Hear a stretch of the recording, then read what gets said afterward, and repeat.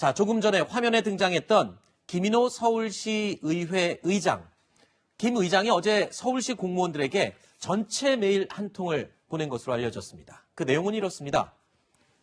서울 시민들이 기대하는 것은 급작스러운 변화보다는 안정적인 시정 운영과 민생 회복을 향한 노력일 것이다. 이렇게 얘기를 했습니다.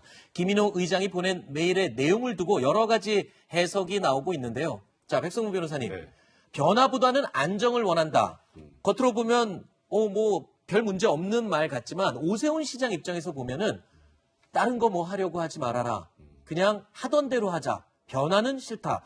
이런 의미로 이해가 될 수도 있다는 해석이 가능해요. 사실 오세훈 신임 시장이 서울시의회 도움 없이 서울시를 본인이 원하는 대로 변화시킬 수가 없죠. 현실적으로. 그렇죠. 동의를 얻어야 그렇죠. 되죠. 그리고 지금 조금 전에 보셨던 것처럼 서울시의 구성을 보면 109명 중에 101명이 지금 여권입니다. 네. 이제 그렇기 때문에 오세훈 신임 시장이 어제 이제 협치에 대해서 부탁을 했는데 네. 지금 조금 전에 보셨던 김인호 서울시 의장의 공무원들에게 보낸 그 메시지를 보면 변화보다는 안정, 그 다음에 또 과도한 인사단행이나 조직 개편을 하는 것보다는 조직의 안정성을 꾀해줬으면 좋겠다는 오세훈 시장에 대한 부탁, 이런 것들을 종합해 보면 물론 말씀하셨던 것처럼 지금 신임 시장의 임기가 1년 3개월밖에 되지 않으니까 급격한 변화를 꾀하기는 힘든 시간이라는 점은 인정을 하지만 네.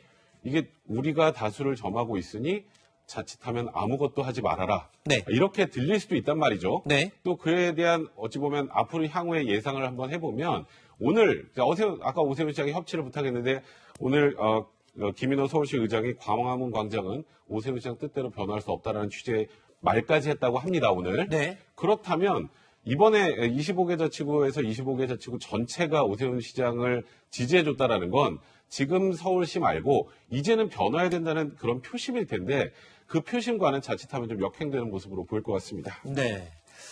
이런 상황 때문에 몇몇 언론에서는 좀 특이한 분석을 내놨습니다. 김태효 변호사님. 그러니까 오세훈 시장이 서울시장으로 복귀를 했지만 어떤 새로운 변화도 추구할 수 없도록 식물시장을 만들어 버릴 수도 있다. 뭐 이런 표현을 하는 언론도 있더라고요. 앞서 얘기 나왔지만 어차피 조례 같은 거, 네. 조례 같은 걸 통과시킬 때도 결국 이제 법이잖아요. 그게 자치단체. 의회의 도움을 받아야 되는데 의회가 다 민주당에 장악하고 있기 때문에 오세훈 시장은 쉽지는 않을 거예요.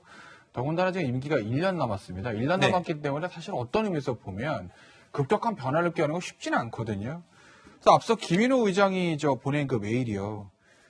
1년 남았으니까 급작스러운 변화보다는 안정적인 게 필요하다. 그거 원론적으로 맞는 얘기입니다. 틀린 얘기 아니에요. 그렇잖아요. 임기가 1년 남았는데 다 바꾸면은 바꾸다 끝나거든요. 네.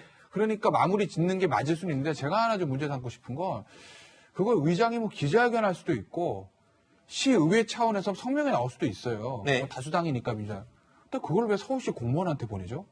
서울시 공무원은 서울시장 산하 아닙니까?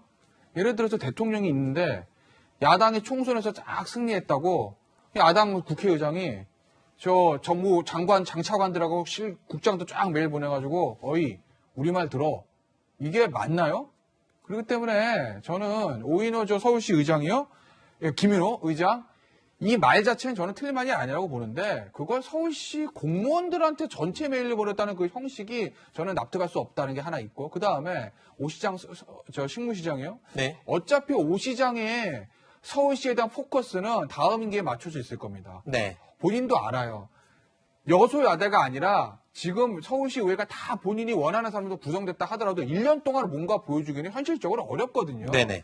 그렇기 때문에 1년 임기의 이 시장은 서울시장의 행정보다는 정치에 방점이 찍혀 있는 거예요. 네. 내년 대선을 위한 사정포서, 그 다음 재선을 위한 사정포서, 그리고 아마 재선에 성공하면 그러면 아마 다음 임기 4년 때 오 시장이 정말 펼치고 싶은 서울시장을 펼치려고 할 겁니다. 그럼 얘기를 지금 쭉 들어보니까 결국에 오세훈 서울시장은요. 이번 선거전 내내 글쎄요. 여당이 의석을 대다수를 차지한 지금 시의회에서 어떤 일을 할 수 있을까? 그러니까 결국에는 좀 긍정적인 관계를 정립하는 게 최대 과제이다. 이렇게 얘기할 수 있을 것 같은데 어제 서울시의회 더불어민주당에서 낸 당선 축하 메시지를 보면요. 조금 그것도 힘들어 보이긴 합니다. 이런 메시지가 있습니다. 그동안 보여왔던 불통과 아집은 집어 넣어둬라. 그러면서 소통과 협력에 기반한 동반자적 자세를 가지기 바란다. 이렇게 얘기를 했습니다.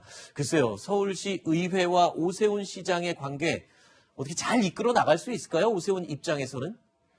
예, 그 선거 전 과정에서도 사실은 이제 이런 문제가 많이 지적이 됐었죠. 예, 오세훈 시장이 보궐시장이 되어도 1년 남짓한 그 임기 동안 그리고 그 서울시 의회의 다수가 민주당의 상황에서 과연 무슨 일을 할 수 있겠냐 이제 이런 부분은 박영선 캠프 입장에서도 이렇게 이야기를 강하게 할 수 있었던 입장이었고요. 네. 사실 그건 이제 현실적인 문제입니다. 그런데 이제 그 문제에 대해 가지고 지금 김인호 서울시 의회 의장과 그다음에 대변인의 어떤 논평 이런 부분에서 전체적인 내용을 보면요, 상당히 우호적입니다. 우호적이고 이제 새로운 시장에 대해서 또 환영하는 어떤 메시지가 이제 주를 이루는데, 다만 서울시 의회는 또 의회로서의 그 일은 또 해야 되는 것이거든요.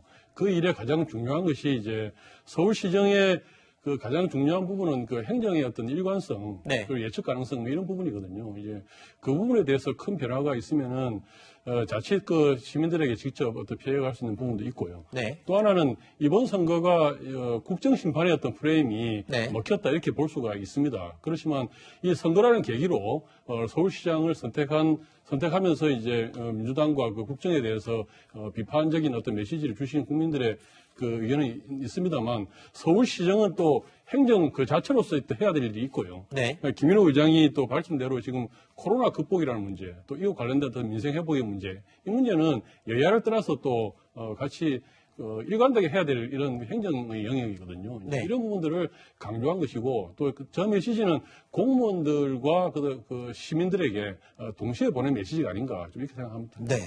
뭐 오세훈 시장과 이 서울시 의회 의장과의 관계 글쎄요 어떻게 될지 좀 지켜봐야 되겠고요.